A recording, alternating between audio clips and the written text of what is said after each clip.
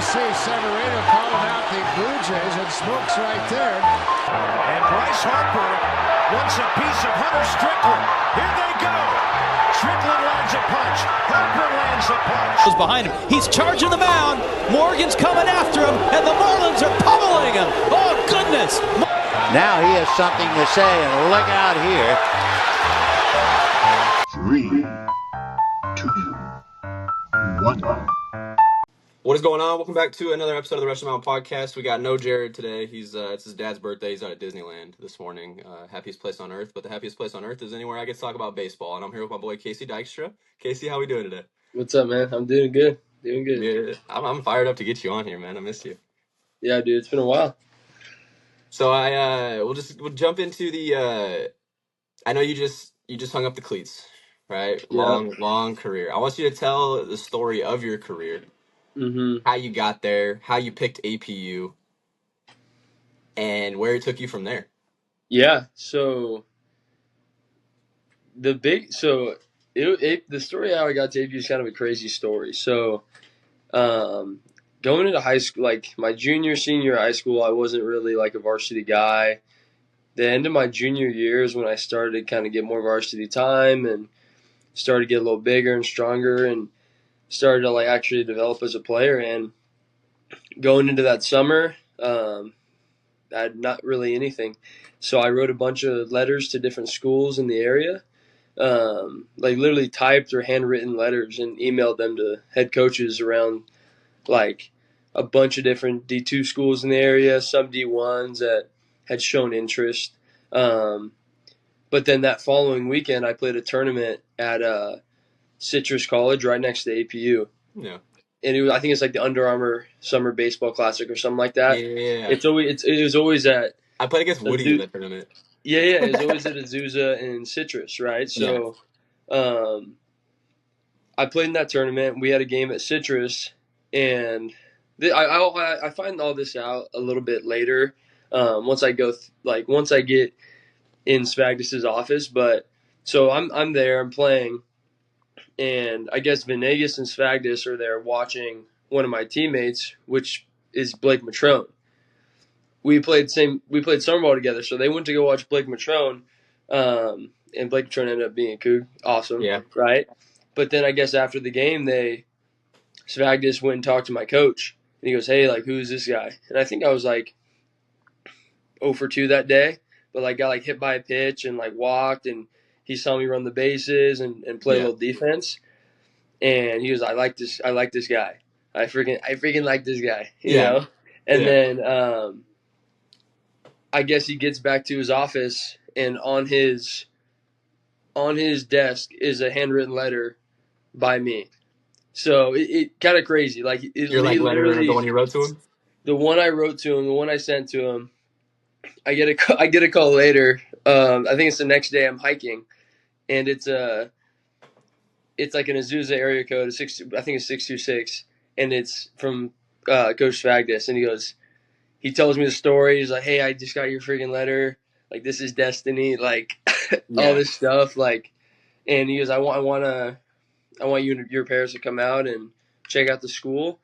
And literally the second I got in front of Svagdis and I started to build a relationship with him, it was over. Like, I knew I was gonna play for him. Yeah. Like, the best recruiter, the stories, everything I heard about him, you wanted to play for him, you know, and you're the same, I'm sure. He right? didn't sugarcoat anything. It was the only visit that I took that I felt like I knew what I was walking into.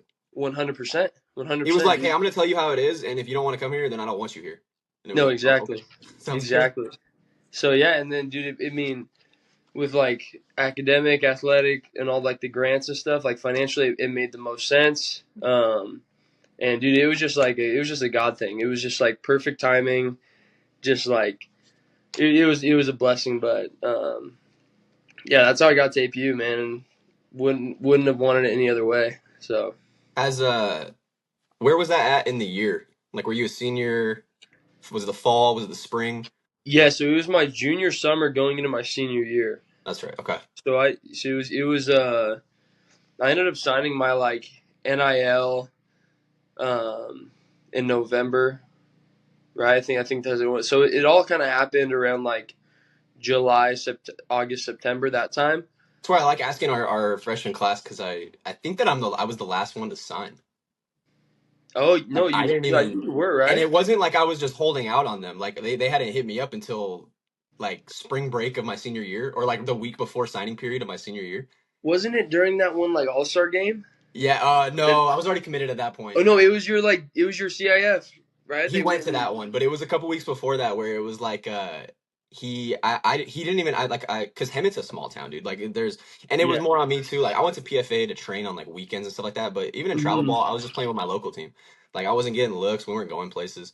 Yeah. And so I had like I went on a visit with Farmer and to like Mesa and stuff like that. Kind of got seen Hmm. like all these small plays like stuff like that, but in terms of like the local ones, I had like a walk on to UCR, and it was like, maybe if we have some draft money, blah blah blah. And then like I was pitching a game against I forgot who, but we were at Elsinore High School, and the coach that we were playing against FaceTimes Fagdus, and he like watched my game on FaceTime, and then same thing, called me after the game and was like, hey, when are you pitching? Because I think I just closed that game. And he was like, when are you? Because we had no arms, so I would close the Tuesday game and then start the Thursday game. That was like my Yeah. bullpen for the week. And so he was like, "When are you throwing again?" And this is like Tuesday night, and I'm like, "Oh, I'm throwing on Thursday." And he goes, I'll send Maddie out. I'll send Venegas." And I'm like, "All right, sounds good." So Venegas comes out on the game that I have two starts left in high school, and this is like my second to last start in the regular season. And then I tied the like all season I've been flirting with the strikeout like single game strikeout record for the school, Mm. and then I tied it that game. And I was like, fuck, I got Loki wanted to give up a run, go to extras, get another one. But I was like, nah, we're just gonna win this game. It is So I what tied it. it or whatever. And then Venegas called and was like, hey, like we're gonna like come on a visit the next day. So it was like all like a 4 day process of like me learning about APU to signing to APU. Yeah. Like it was Wow. just like Man. immediately nothing. Or I When mean they like from when they nothing know to what they 100. want, they know what they want, man. Yeah. And I remember like the visit where I was just like I felt comfortable, I knew what I was getting. He brought Tate took me around campus. And he was like, Yep. "Hey, I mean, like the whole." He gave me the whole rundown. It was like, "Chapel, you're gonna go 3 times a week. You're not gonna like it all the time, but you got to go. Yep. Baseball, like great. All the others, like Hmm. going and watching sport. Like we have a good time here." And I was like, "All right, cool." For sure. And he's like, "It's gonna suck though too." And I was like, "All right, sounds good." Exactly. Yeah. So 100%. when it dives into your playing career now, we're just not college, not limited to college, but you could include college as well. What are some of your favorite in-game moments of your career? Okay. I think still to this day, I mean forever, I'm done playing. The greatest moment in my career was in that the 2022 regional when we were playing San or why am I blanking? Monterey Bay. We were playing Monterey Bay, Okay. and we were down one game, and it was a best of three, and this is game two, and it's the eighth inning. We're down a run. I think I was up like first or second that inning, so I knew I was getting that bat. And like the whole inning before, I was just like thinking like, holy crap, this could be my last at bat as a Coug. Like this is it, Yeah. right? And I'm getting chills right now, saying it's still crazy, man. And get up in the box, and I freaking go yard. That's hit far. Everybody's looking up. Over the wall into the net. Tie game. Dykstra. Dykstra ties the game. 370 feet away, right over the NCAA division logo. Guerra and Lindemann just hoping it would come down. It would not. It goes off the net. 5-5 tie game. Like literally a game tying homer. Game tying in the 4th inning to make it 4-4. Yeah, well, was it? No, it was in the eighth. This is game 3 or game 4? Game Or, I two. mean, game 2. Oh, game 2. Sorry, you also hit a home run. My bad. You also hit a home run in game 2 or game 3, so it's a little hard to. Let's go, baby. No, yeah. No, but yeah, no. So it was game Yep. two. Dykstra tied it up in the 8th inning with a homer, and then George got the go-ahead with a sac fly in the 9th. So yeah, no, I literally remember hitting the homer, tying the game, losing my shit, and then I get told, "Hey, go warm up. You're going in the next inning." So I literally go straight to the pen. I get hot. I see George hit the clutch knock to make us have the lead, and I'm Yeah. like, oh, let's go. Like, we're winning this game. Like, I give me the ball. Like, let's get it. And end up winning that game, coming in and closing it, finishing with a strikeout. Like, crazy, man. Like, that literally was on the last leg of my time at APU and tied the game with a homer. Ended up getting the save. Yeah, it was, and then we ended up beating Monterey Bay the next day. We forced game 3 and then went on to the Super at Loma. But, dude, yeah, that was going yard to tie the game and possibly my last at bat, and then closing the game had to been just like the best, It's like the most best of memorable. both. You don't Yeah, even have time to really relax off of your game tying home run in the 8th, and they're immediately like, hey, go warm up, get hot. And as a pitcher, like I know that like a lot of high intensity, right, where it's I'm amped, I gotta get going. It's easy to kind of throw yourself off that track, but to be able to just like tune it in and be like, oh, also I just hit a game tying home run, and then we just took the lead, and now I'm just gonna shove it down your throat. Goodbye, thanks for coming out. yeah, And it kills the momentum for them the next day. 1,000,000%, dude. Oh, this was not my best regional. Oof. I pitched in game 1 against Monterey Bay. It says 2.1, 9 hits, 5 runs, 2 walks, 3 strikeouts. Hey, anything can happen at the Cougar Dome, dude. That was like the thing, dude, is that was anytime, it didn't even matter. Like, I thought that for a while that it was Monterey Bay's field. Because we had played them the first few times up there, and I was like, dude, this ocean layer, like the marine layer, I can't pitch in it. Like, like everyone's like, oh, the outfield's a graveyard, like, ball doesn't travel. Like, I found ways to give up bombs at that field. Like, it was. Yeah, I yeah, just didn't play. Like Monterey Bay was that one start that me and Shepard just absolutely tanked, and it was yeah, like, and then from then on, I think I faced Monterey. It was like that one, this one, and then I was never allowed to face Monterey again. yeah. Oh man. Well, can you explain your post journey or your baseball journey post APU? Because I know you went APU and then you went indie ball route. Can you explain some of the how that happened and where you went? Some of your stories from there. Yeah, man. So it all kind of happened. I was unsure what was going to happen. I knew I had some talks about maybe a free agent deal, or I didn't have the best senior year offensively, but and then as a pitcher, my velo wasn't really up my last year. So, and then my numbers everything was just kind of so wasn't really like appetizing for like a draft or free agent pick, but definitely knew I had opportunity to go play independent ball, and I had a call shortly. It was a couple weeks after the draft from one of my one of my uncle's good friends, who's manager of a team in the American Association. And he called me and he goes, "Hey, dude, like, if you come out here, like, you'll be our everyday center fielder for the rest of the season. Like, we have like a month left of the year. Like, you can get out here. Like, you'll be our guy." And I'm like, "Oh, hell yeah! Like, when do you want me out here?" And he goes, "Oh, tomorrow." And I'm like, "What?" He goes, he's like, I can give you one day. Not tomorrow, the next day. So I was like, okay. Booked the flight, packed everything I had, flew out there. Literally took like a 2-hour Uber from Chicago's airport and then Uber to the field we were playing at that day, which was in Kane County, middle of Illinois. Yeah. And get there. I get there right around game time, so I just kind of hit BP and just kind of meet the guys and stuff. And then the next day, playing my first game. And yeah, dude, it was kind of crazy. It's another crazy moment. First hit was a bomb. First professional knock was a homer. So that was pretty sweet. But yeah, dude, that played out there in Wisconsin. Ended up going back out there the following year, dude, and the manager I went to go play for, him and his whole staff left. There was some stuff going on, and he left, and I was out of a job. Was released by the owner, and ended up moving to Boise, Idaho.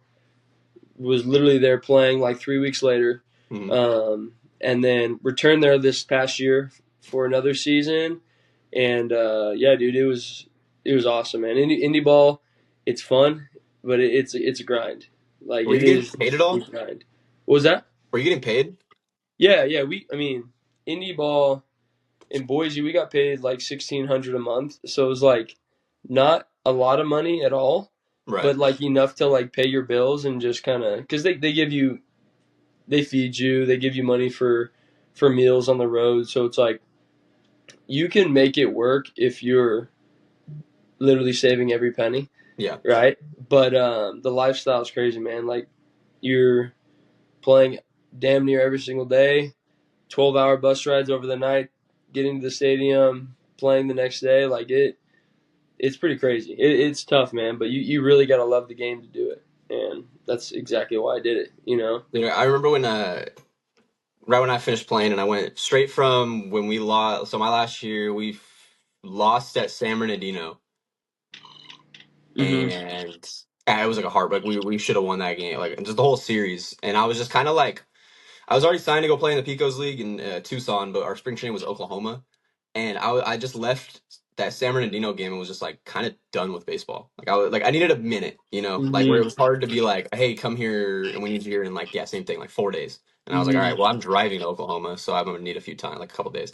Yeah. And just that drive alone, like flat tire, like a speeding ticket, I was just over it, dude. Just like complaining the whole time, just like why am I doing this? And it just kind of Yeah. made me realize that like I wasn't made for I don't know, maybe it wasn't like the grinder baseball, but it was just like maybe it was just like I didn't have when I was still like pumping 90 or whatever, like all that, I had the vision and stuff like that. But when I was throwing 84, I was just like, where am I gonna go? Like what Mm-hmm. I'm just gonna do this and not take steps forward. I'm just gonna be here just to hold on to it. I can just go play Sunday League at home. Because even like the pay, you had to pay your own gas. There was no team bus. You had to drive to the fields Yeah. on your own. There you had to pay for like obviously pay for a hotel, and there was no like he said that there was like obviously a few guys that were on like that were paid, but the rest of us like it was like past the hat where they do like donations No, and stuff yeah. like that, and it was just like I couldn't make it work. Dude, it's financially, it's just not possible. You got to have a lot of grit. You got to be. So I came You right got, back home. Came right back home. yeah. So you were a center fielder and you were also pitching a little bit. You transitioned into pitcher. What was it, halfway through college? Yeah, so I mean, I pitched a little bit my whole life, just like got Right. on the mound and just like pumped. I had a good arm, right? So I just got on the bump and just would throw fastballs. And got to college, and I was actually recruited at APU as a two-way because they knew I pitched a little bit, and they obviously, it doesn't matter what you're recruited as, but was Yeah. recruited as a two-way. Didn't touch a mound until my sophomore year or so, end of my sophomore year. And going into my junior year, I was told like, hey, like we're gonna like let's get you off the mound, like let's see what, because I mean, I had a good arm from the outfield, right? So it's like, let's get you off the mound, let's see if we can translate this. Yeah. And it translated pretty quick, and was throwing the ball really hard. But yeah, dude, I mean, kind of like junior year is when I really started to like, ooh, I'm gonna like two-way this. Like I'm gonna freaking Otani this thing. Like I'm gonna try and like get this going, But yeah, dude, that's when it started. What do you prefer? Like when what's cooler here? Like striking out the side or hitting a bomb? What are we looking at here? Dude, that's the hardest thing, man, dude, because like hitting a bomb is like the best feeling ever, right? But like the thing is, like, as a pitcher, you are in control of the at bat. You're in control of the ball. Like it's just a different feeling, different presence on the mound, dude. You're the Like conductor. I have this thing, and I'm gonna throw whatever I want at you, Mm-hmm. and I'm gonna challenge you to hit it, right? And you can take it both ways. The same offensively, right? But yeah, dude, it was hard.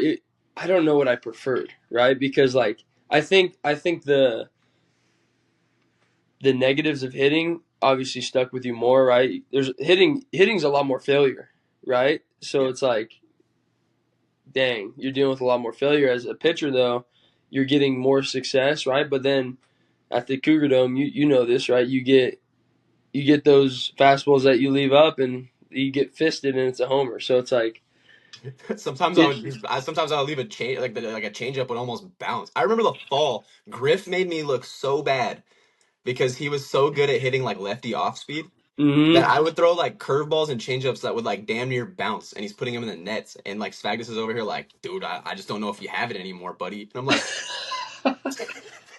the Coach, ball those are almost good bounced. pitches. Yeah, I'm hitting my spot. fuck. I was like, fuck you, Griff. Dude, he would rake everything I gave him. That's Griff, man. Del Oh Scorcho. man, him and Nick, I feel like just good off speed lefty hitters. You there? Sorry, I think I might have lost you. Yeah, it says reconnecting. There we go. Cool. Can you hear me? Yeah, I got you.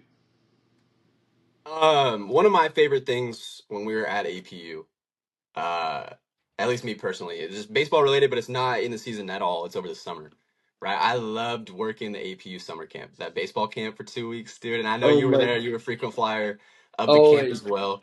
I got some good memories. I want to hear your favorite summer camp memories, funny stories, anything like that. Dude, those were literally like some of the best times I had with like the boys, you know, just because like we're literally just there. It's hot as hell, right? But you're there with just a bunch of like 6-year-olds, 8-year-olds Yeah.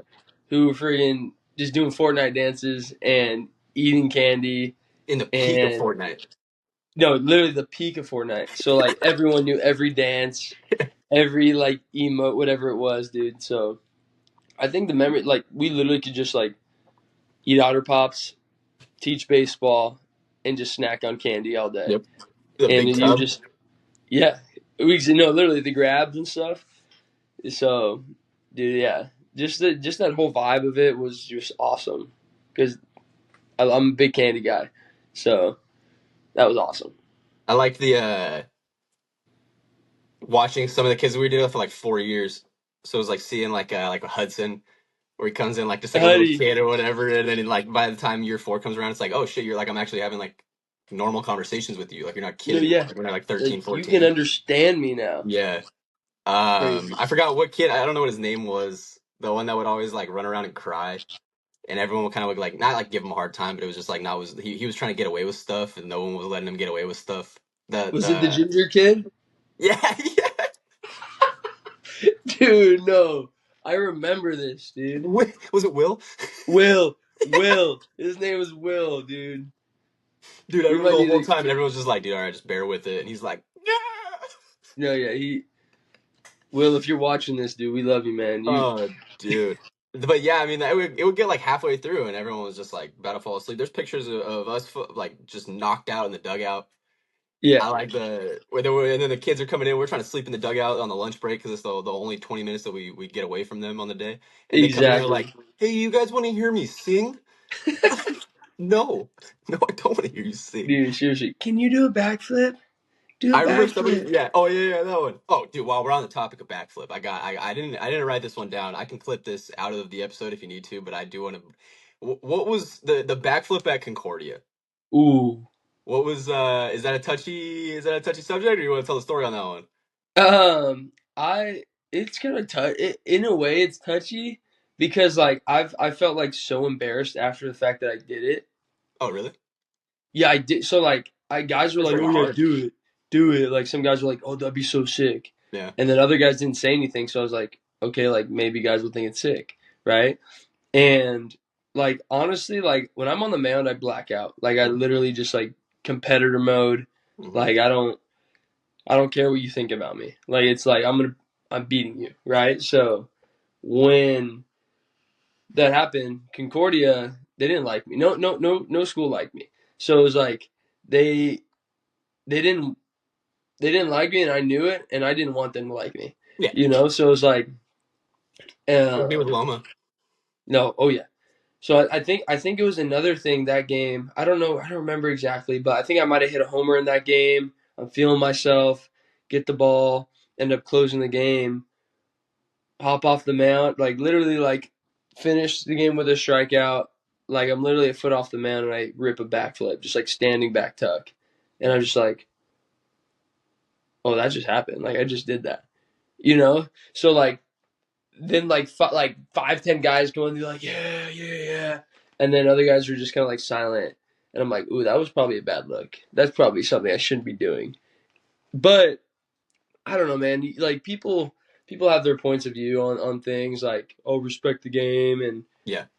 oh, but like let the kids play, like show your emotion, show your energy. I think that if I can go back, I wouldn't have done it because I mean I felt like it made some people upset, I especially loved watching teammates. Like it. that's the last thing is like I did not want to like if my teammates were like upset or disappointed in me, like that was like the worst thing ever. Like that was like the worst feeling. So I feel like um, maybe that's where we had like a different perspective because I dude that fired me up. I the backflip I was in the dugout just all fist pumping dude, and then I yeah, remember like your next at bat and they're like if he gets hit don't do, and I'm like hell no. I was like that's my teammate. I got his yeah, back 100% of the way, and then same thing where it was just like I think that if you do that because I was the same way, like I would show emotion and blah blah blah, yeah, and same thing, nobody liked it, and it was just like I don't want to say that APU because it's a winning culture, right? So I'm not going to rag on winning culture. We no, won every year that we were there. We went to the playoffs, right? So it's like obviously shit worked, but it's like I do think that there was a couple people that were like almost there. You know, like when GB would talk about where it's like, oh, they just want their roster picture and that's about it. Like they're not really willing to get their cleats in the dirt and go fucking get mm-hmm, after it. Like yeah, I think that's where it was a little bit where it was like some of those guys where it was like that's a bad look, and it's like I'm competing, bro. Like I'm over here competing yeah, at the highest level to help us as a team just like sit there and watch and then ride with me. Like 100%, when dude. when it's your turn, I'll sit there and I'll ride with you because that's the thing. I feel like I never like nobody ever came off the field and I was like I didn't like the way you did that. Like even the year I was a captain, like it was just dude, it's baseball. Ride with it. I'm not your dad. I'm your teammate. Yeah, So like I'm gonna ride with 100%, it. dude. So that backflip, I mean, that fired me up. I was hyped for it. Heck But I yeah, know dude. again, dude. Like I'm like the like you think the dude on the Rockies is over here like going home and he's like, damn, I probably shouldn't have jumped on the mound today. You know that dude I'm talking No, about? yeah, dude, that guy's sick, bro. He goes home and He's he's like, sick. he's watching the clips. He's like, that was sick. No, that he, But for maybe that's just sure. the shift that baseball. Maybe you were just a year early, No, you yeah, know? I think I was a little early, dude. Because that's But kind of the shift now. All the bat flips and the celebrating and to let the kids play and all this blah blah blah. hmm I don't think that I don't think that was bad at all. But I mean, no, I yeah. can see if you're like I don't want to disappoint teammates, but I thought it was hard. When I look back at the video, I'm like, oh, that was gangster. I literally just got to punch out looking and then hit a backflip on their face.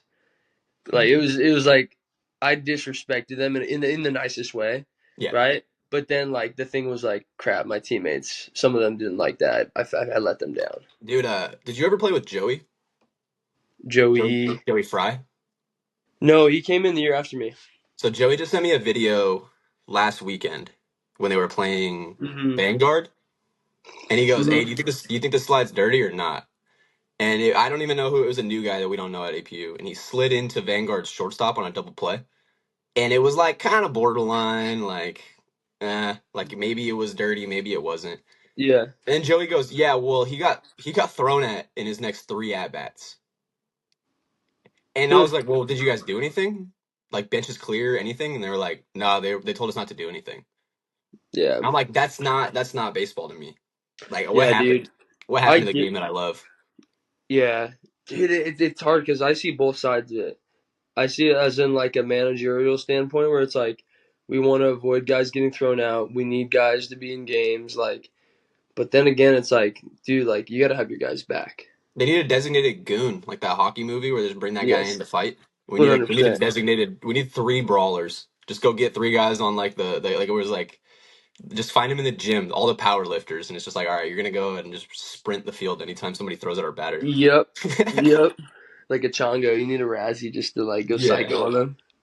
Well, you're talking about seeing it from a managerial standpoint, and that's because you're now into coaching, right? Yep, So now, and I do the same thing where as a player, I had a vision one way, and now as a coach, I'm like, oh, I can kind of see how I was coming across as hot headed or coming across as like mentally immature one about hundred the percent. game, focusing on the wrong things.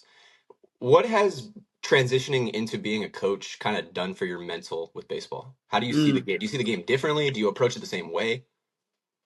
No, that's a great question, dude. Because like every day, like I always feel like I was learning every single day, learning something new about baseball. But like seeing things from a coach's perspective, is like a wider lens. Like you're like observing everything, right?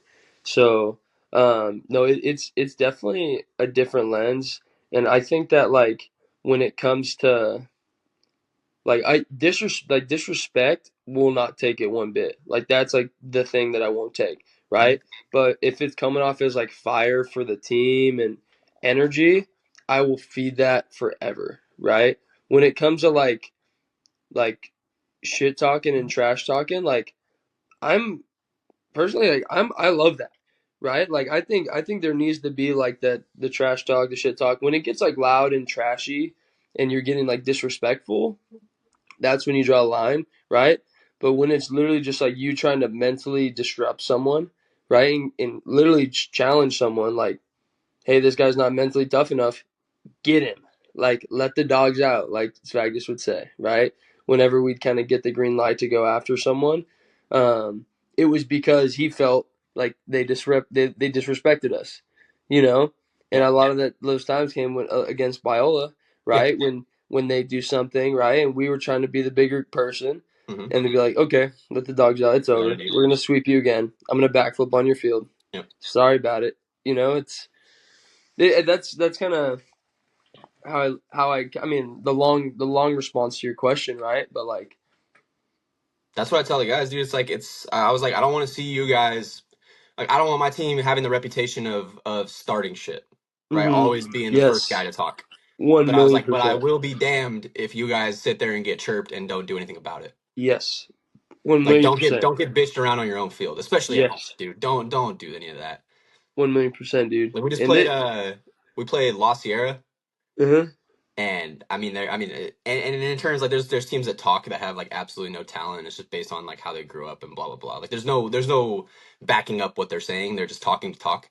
Yeah, And that was La Sierra, and they're talking to my pitcher, right? And because he's a junior, and he was like on JV, and they're like ripping him whatever, blah blah blah, and like the warm ups like walking down the field, and he's like, fuck it, like I'm just gonna go pitch today, like whatever. I don't hear him. Threw a no hitter, struck out 13 out of 15 batters. We run ruled them in 5 innings. wow, He didn't talk once. He let his pitching do the talk, and that's what I no, told him. I hundred was like, if you're percent. pitching, dude, I don't want you like over here chirping dugouts and blah blah. I was like, you talk on the mound. I was like, Mm-hmm. let your fielders talk. I was like, I want my catcher talking. I want my shortstop messing with. I want my first baseman hard tagging on the. Like, if they're gonna get chirpy, dude, there's ways to get chirpy. Like Yeah, we'll let it eat. 100%. So I was just saying, I think that, and I never even really realized that until I asked you, and I think Spencer had like kind of the same like mentality too, and it's probably just derivative from Spaggy, where it's like be the bigger person until they want to stoop down, and then absolutely go meet them in the middle. No, yeah, and you just absolutely mentally beat them. Mm-hmm. Like I mean, I know I can say this. He like completely transformed me as a player, as a person. Like I mean, I would not be in the same mental spot I am today without him. You know, and the challenges he put me through and mental toughness. He like the standard he set for us, which is it's freaking sweet, dude. He found like the perfect way to kind of like tone, because I came in a hothead, dude. I mean, I was from Hemet. I was talking shit to everybody. I was talking shit on Twitter. Like I didn't care where. I just wanted to be heard and let everyone know Yeah, that we were winning. And 100%. and then I got there, and he was just kind of like, you need a little bit of humility, like a little bit of humility. Yeah, And he's like, I like the fire, blah blah blah. Let's save it for season. But because I remember, dude, when we got suspended our freshman year with the recruit incident. mm, I remember when we got back in the group me, just cocky old freshman coming off a CIF title. I sent a video in the group me of me putting my hat back on after being suspended because we weren't allowed to wear the APU gear. And it yep, was the Eminem song in the back where it's like, guess who's back? Back again. And I said it in like immediately after because I was like, if I would have said this in high school, all my friends would have been like, oh, ha ha ha, ha, like laugh, blah, blah, like laugh yeah, emojis, blah, blah. Immediately get hit with a not your best look, bud. And I was like, oh fuck. And then that message had like 15 likes and mine had like 2. And I was like, oh shit. dude. I The was like, group this me, team is not. Yeah, but I mean, that was one of my bigger complaints about APU, where it's just like, I just feel like people could have been a little bit more on the humorous side, yeah, taking it a little less serious. for sure, dude. Well, on a less serious note, let's dive into, I want you to pick your top 3 walk-up songs of your career. Or are you a Okay, guy that always kind of wrote with the same one? so my first couple years of college, I did a little bit of country. I did Save a Horse, Ride a Cowboy. I did Country Girls, Shake It For Me. But I think my like top three are gonna have to be my walk up song. That was my walk out or walk up my like last 3 years, which is Fame by David Bowie. Mm-hmm. You know it. Like it literally just like fired me up. It started with just like a guitar riff, and then it literally didn't say much. It was just kind of like I literally felt like a gangster walking into the box. Yeah, Like I felt badass walking in the you can box, kind and of it like was like strut to the beat. exactly no, Yeah, literally exactly. It fired me up. Made me feel confident, which is what you need going into the box, right? no, And then I think my other two, they were both like closing walk up songs. One was at APU, The Chain by Fleetwood Mac. that one was hard. That one I was like that one a sweet. lot. That was my last year, so that one was tough. And then this past year, I was a closer for um, this last pro season, and I picked the stroke. You know, the clapping one. Oh yeah, that's Yeah. tough. So that one was pretty gangster. Literally, it was so funny. I had like some fans and some teammates. Have you seen Blades of Glory? Yeah, The clap that Chaz Michaels does, like yeah, slaps his thighs and comes overhead, like they're going with it. yeah. Some of the fans would like literally get up and do that in Boise, and I'd literally That's be so warming up, hard. and I'd just kind of like peek around, and they'd be clapping. I'm like, oh my gosh, I'm gonna throw 100 tonight. I I wish never I threw 100, but I wish I had thought of that route because like I always kind of went to those walk up songs as like what's gonna fire me up, but I feel like the crowd getting fired up and hearing the crowd would have got me fired up more. So I should have gone with yes, songs dude, that like everyone knew instead of like low. I tried to get like non-mainstream, good like vibes, like good vibey songs that like yeah, not a lot of people knew about. And so like the whole crowd's just like I'm vibing on the mountain, just like getting all like whatever, and then the yeah. crowd's You're just in your like own zone. yeah, the crowd's like, oh, this is a good time to go to like take a bathroom break or like just No, like literally, listening to that's Rufus what Du like Sol.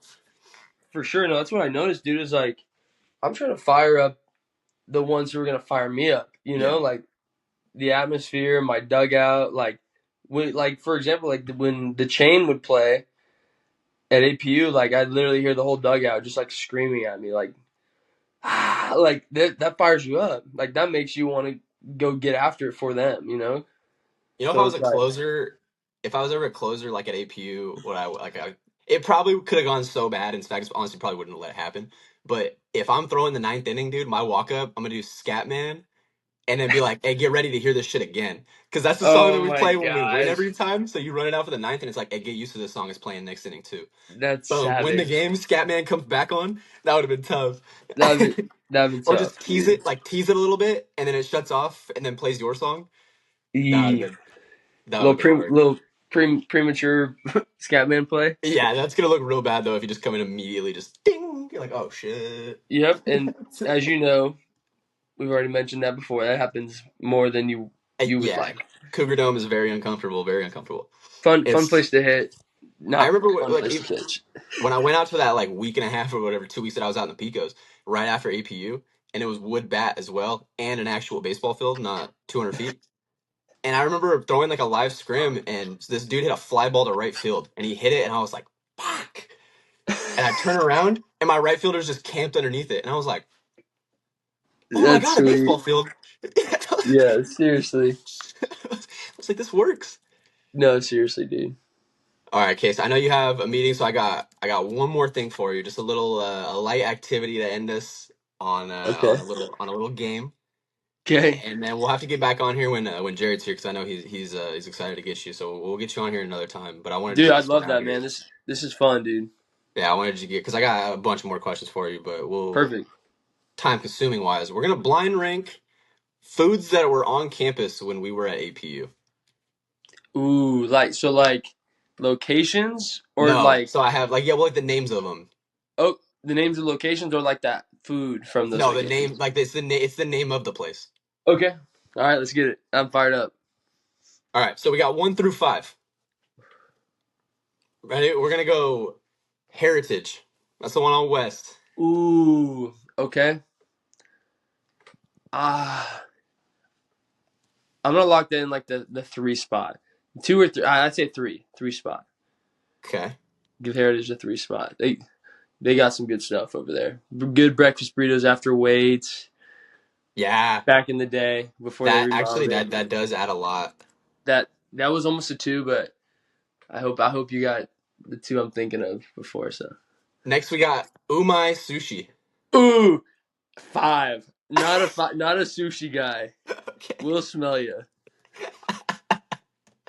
I think you know what the funny part is that half of these places that I'm naming are closed. So even if the people that are listening to APU right now are like, "What are these food places?" No, yeah. Back in your freaking day, buddy. Number 3, we got the Den. Ooh, okay. I was waiting for this one. It's a number 1. The Den's Den. number 1. Just based on, I mean, we spent our whole freshman year there. Like, literally lived inside the Den.